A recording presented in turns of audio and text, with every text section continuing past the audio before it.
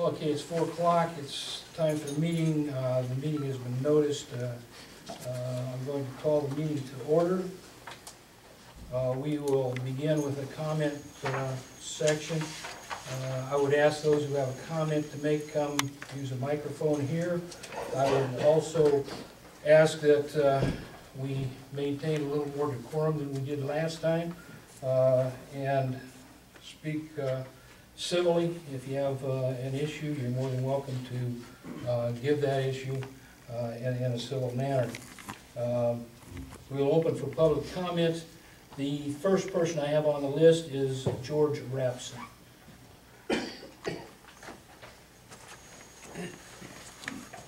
But by the way, you are limited to no more than 3 minutes. Thank you. Ready to go? Mm-hmm. Okay. First of all, I'd like to say my name is George Rapson, Mesquite, Nevada. I'm a ratepayer and a private citizen. I'm not speaking on behalf of any other entity or organization. Second thing is, I won't be doing this every meeting, I promise you. I just wanted to make a couple points, and I'm not going to be the guy who cried wolf and is at every meeting and finally you roll your eyes and shake your head. So, with that, I will say I owe everyone at this room an apology. At the last meeting, I called the board and executive staff a bunch of disingenuous thieves, and I apologize. Thieves was way out of line, and I apologize. Disingenuous, however, I'd just like to define it as calculating, deceptive, not candid or sincere, deceitful, shifty, sly, and tricky, among other things. To be otherwise is to be characterized as frank, honest, or sincere. I was also criticized in the paper last time after my speaking as not being a leader. And I think we just have a different definitional issue here with the term leader. Common to all definitions of leader or leadership is the notion that leaders are individuals who by their actions facilitate the movement of a group of people towards a common and shared goal. By criticizing others not leading, this board and the executive staff obviously think what they're doing is leading, and I appreciate that. But if you ask the ratepayers if your common goal or a common or shared goal, I don't think you're going to get a yes answer all the time. I mean, for example, do you think it's the ratepayers' goal, at their own expense, to give Mr. Latham's retirement a boost and a ridiculous pay raise when every other sector, private or public, is cutting employees, staff, and expenses, payroll particularly? And you raise rates to do it. And then the second issue is whether OPD is legally obligated to have open meetings or whether term limits apply is irrelevant. Leadership is making moral and ethical decisions that benefit the ratepayers even if it's inconvenient to you. Leadership is to be open and honest irrespective of the legal mandate. I believe leadership would be to hold most of the board meetings where most of the ratepayers are. I think leadership is voluntarily providing agenda backup material for each meeting, voluntarily. Leadership is open and honest dialogue at your meetings with decisions made after a full discussion. Leadership is cautionary spending, not buying fat lunches in iTunes. Leadership is competitively bidding contracts. Leadership is providing the ratepayers with timely, relevant, and meaningful financial information. Leadership is demanding detailed budgets with public input and publishing them for all to see. I think it's past time for this board to exhibit true leadership. We're hopeful that you hear the ratepayers, that you can actually accept your moral and ethical obligations and begin to lead this organization to what truly is a shared and common goal, to do what's right, not what's easy. And today you have a chance to change the overwhelming perception of the backroom dealing good old boys. Pick a truly qualified person, a person who will challenge you and push you to lead. That's what true leaders do. I know you can do it. It's simply a question of whether you want to. Thank you. Thank you. Barbara Elstad. My name is Barbara Elstad. I'm the editor-publisher of the Mesquite Citizen Journal. And I would ask that the Board of Trustees for Overton Power District place an item on the agenda for next month's meeting that gives the ratepayers an exact accounting of the 2008 $15 million bond, how much money is left in that. In September, Mr. Latham, the general manager, told us that there was approximately $3 to $4 million left. We received a document from your finance director at the beginning of this month, and it indicated that there was less than 1 million left. My associate, John Taylor, and I came down to Overton Power. We spent approximately 6 hours a week and a half ago. We went through 3,000 documents pertaining to the 2008 bond. And we do have some serious questions about how that money was spent. We do not believe that it was spent for the exact purpose that that bond was told to the ratepayers would be used for it. So we would appreciate a full accounting at the next month's meeting of how much is left in that account. Thank you. Thank you. David Baldwin.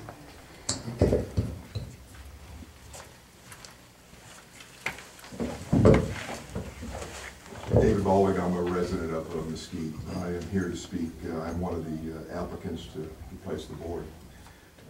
One of the first things I like is a procedural request that you delay item H, the new board election, until after the new Mesquite individual is seated, so Mesquite has full representation and that individual has time to review, and make their decisions on who they think should take the executive position. So if you delay that to next meeting, I think it would be appropriate. Concerning the board appointment, most of you only have had contact with me in the public comment sections of these meetings. That puts anyone at a disadvantage because we are limited to 3 minutes and cannot engage the board in any discussions. So it is imperative that the strength of one's conviction is evident in those 3 minutes. Some board members have said they don't know me well enough to make a nomination. I do want to thank Mr. Doug Wade and for personally meeting with me, and Mr. Michael Wilson for contacting me. I do appreciate that. But I want to provide the entire board with a number of letters of recommendation from some of the most prominent and prominent community and business leaders in Mesquite. If you don't mind, it passes, I think, enough for at least the board and some others. I'm not going to push my time limit by reading or naming each of the letter writers, but I ask that each of you review before you make your decisions to have a full understanding of my ability to add value to this board. I would also like, this is not directly at the board, but this is really kind of directed at the community. I have this opportunity, I'd like to make these statements. I would also like to make a comment on, that is directed at the Mesquite community. There has been many comments made concerning the affiliation of these board members. I want to inform the public that one of the letters of recommendation written to me was from Theron Jensen. Okay? I am not going to read the letter out loud because the most important part of this letter is not about me. It is, to inform everybody that he is engaged and has the best concerns of all areas and residents at heart. As a personal note, I have never been discriminated or rejected by any manner since I relocated to Mesquite by any member of the LDS Church because I am not Mormon. People need to be judged on their actions and held accountable individually. If we all do that, we will have a much better, we will have much more inviting and honorable community to be proud of. Thank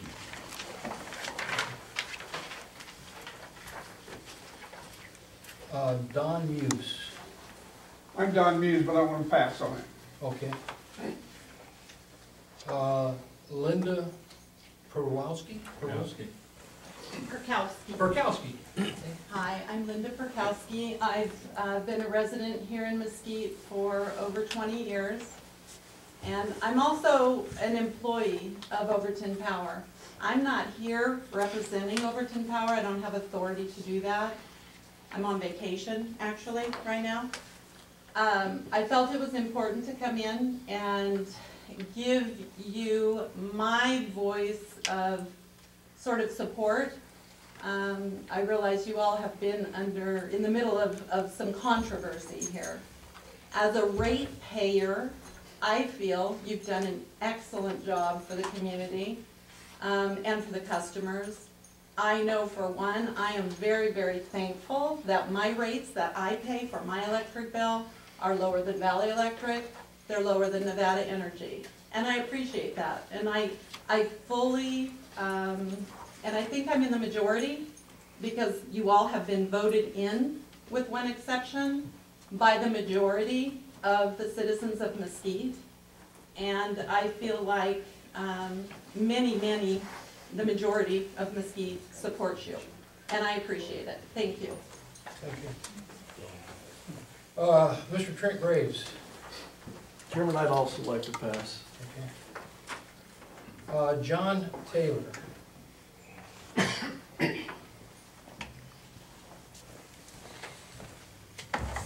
Good afternoon, John Taylor from Mesquite. Since this afternoon's meeting is about the board, I would just like to know, and maybe for the public's information, have Mr. Steve Miller, the new guy on the board.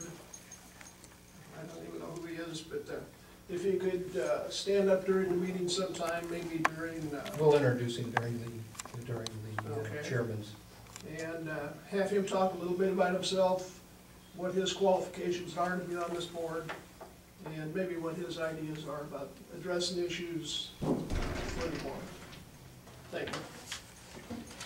Mr. Craig Haven.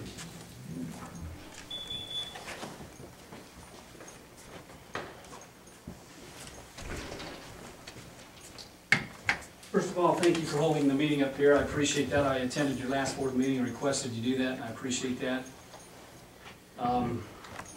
I was in attendance. Craig Hay from Mesquite resident. I need to make sure that everybody understands, so the press understands that I am here as a ratepayer. I do sit on the city council, but I am here as Craig Hafen. So if there are people from the press, whether they're in this valley or the other valley, hopefully they get that right.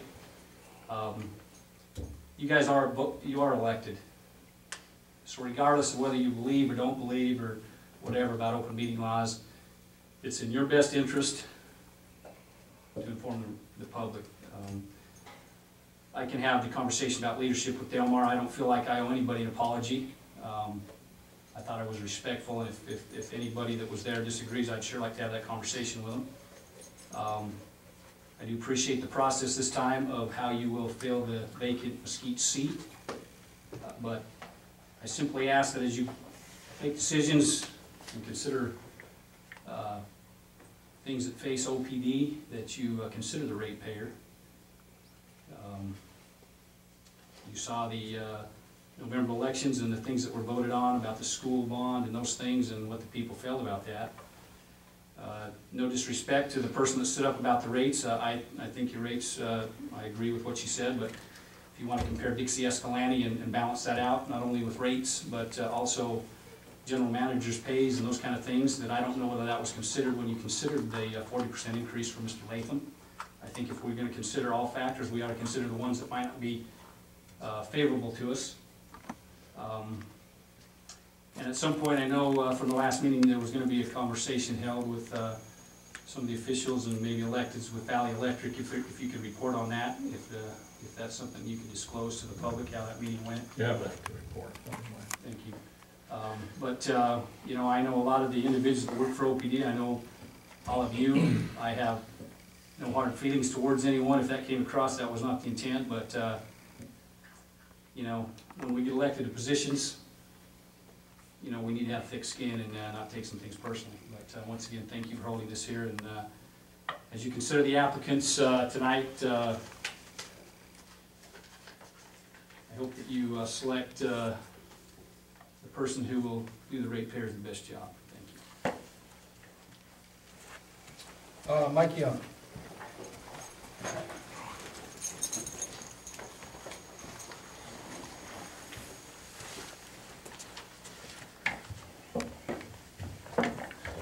Mike Young, resident of Mesquite, ratepayer. A couple of things I'm very concerned about. Reading the procedure that was going through the board here, that people are recommending, a board member recommends their friend or someone they know without an open type of process to bring someone in. It's nice that you've at least accepted resumes this times. I'm rather shocked, being in the power business myself for 38 years, that we don't have interviews. Usually when we're hiring somebody or bringing someone into a board, we take the candidates, we screen the resumes down to a few, and have a chance to interview those candidates. Not being done here. But at least it's a step forward from the last appointment where someone just recommends somebody and they're just appointed. It gives the impression of an old boys network. And that's not what we ought to have in American government. And I think you need to be very, very cautious about giving that image to people. I don't think that's the image you want, and it shouldn't be the image you have either. The second thing is the spiking of the general manager's salary to enhance his retirement. As a ratepayer, that's just unacceptable. Not only does it cost this district more, but it costs the citizens of Nevada, because when a person is overcompensated, the retirement system in Nevada has to make that up. This agency will pay some towards it, but also many, many utilities will have to pay for that, so it's passed on to all their ratepayers. It's just not really an acceptable thing. In fact, I'm from California, I'm retired from California, and it's against the law with PERS, California Retirement System, to spike anybody's salary in the last 3 years so that they get a higher retirement. Not a good thing to do. And it really cheats the ratepayers. And looking at the salary, it's extremely high for the position and the size of this district. Thank you very much. Gerald Tuso, I'll pass. is that close? Close enough, yeah. Okay, that closes out the comment section.